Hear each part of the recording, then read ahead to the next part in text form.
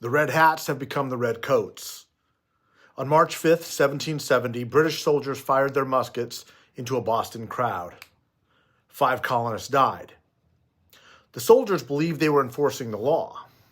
They wore the king's uniform. They carried the king's weapons. They followed orders issued by a distant authority.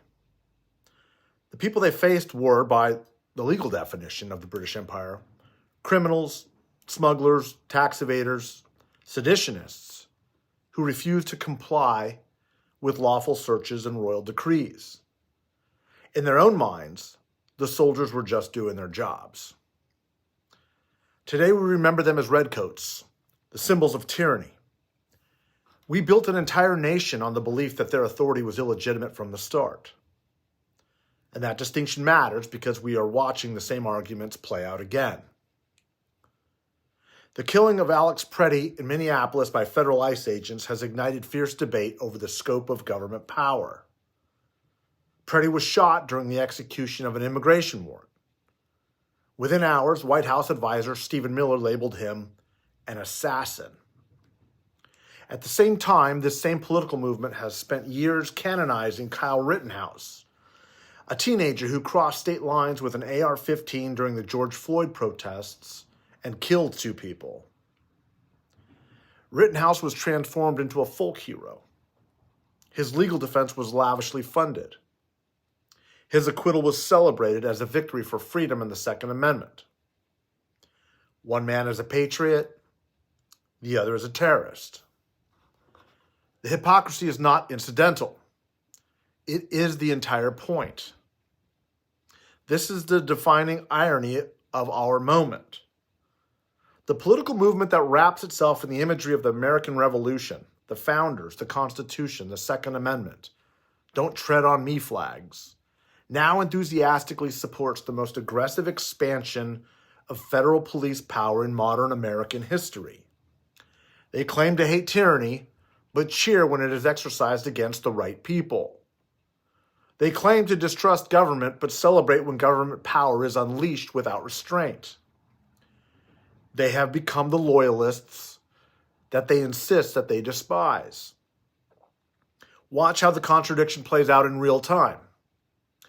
Kyle Rittenhouse is portrayed as a citizen defending liberty by bringing a semi-automatic rifle into a protest zone. The MAGA movement rallied around him, raised millions, and elevated him to celebrity status. He was framed as a defender of order against chaos. Alex Preddy, according to the same voices, deserved his fate. The difference is not the presence of violence. The difference is whose side they're on. The revolutionary generation did not rebel over abstract philosophy.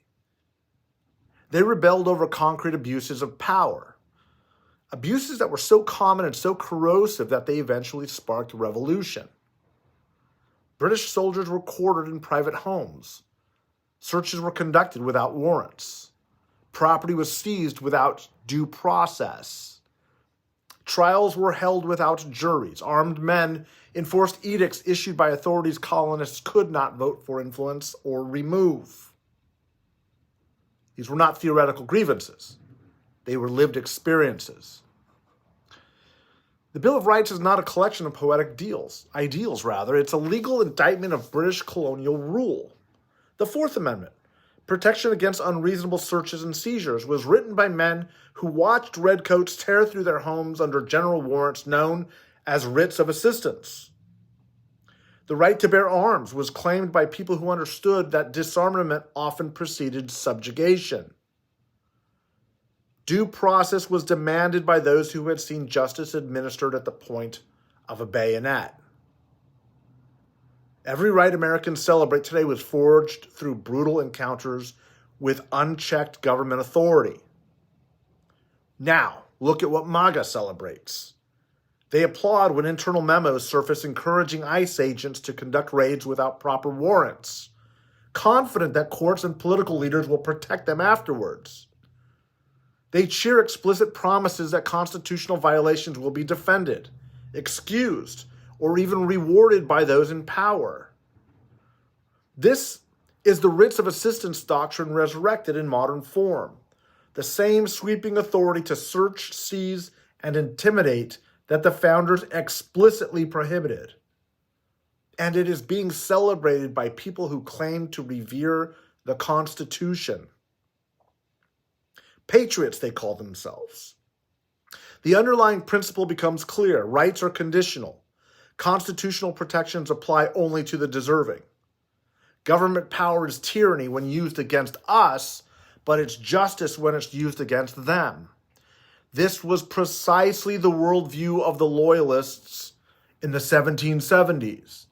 They believed the king's authority was ordained by tradition and God. They argued that colonial resistance threatened chaos and disorder. They insisted that people who violated the king laws, even unjust laws, deserved whatever punishment followed. They saw British soldiers not as occupiers, but as guardians of civilization against mob rule. They were wrong about almost everything. But they were right about one thing. The American Revolution was not ultimately about policy, it was about power. The central question was never whether government should exist, the question was who would restrain it. And the founders' answer was a radical notion for its time. Power would be divided, authority would be constrained, government would be accountable to the governed, rights would be placed beyond the reach of temporary majorities and political passions. They did not trust government, even government they supported, especially government they supported. They designed a system meant to function even when people they despised held office. The rights they enshrined were not privileges for good behavior. They were universal protections against the permanent temptation to unleash authority against enemies, real or imagined. That very basic American principle has now been abandoned. The modern MAGA movement does not want limited government. It wants government weaponized.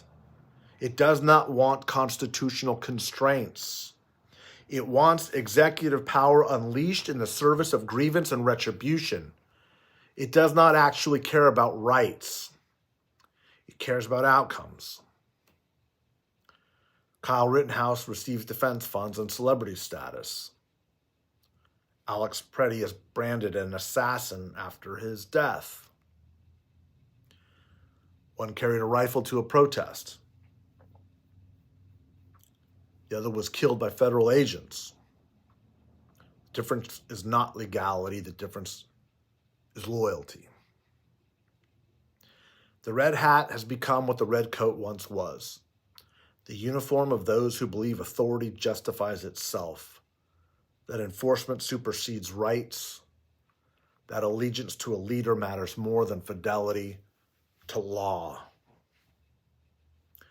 History is unforgiving about moments like this. It remembers who stood with power and who stood with principle. It remembers who chose the comfort of authority over the burden of liberty. History remembers who wrapped themselves in revolutionary symbols while quietly becoming the empire they claimed to oppose. The irony is almost too perfect. The people who cosplay as revolutionaries have become the handmaidens of empire.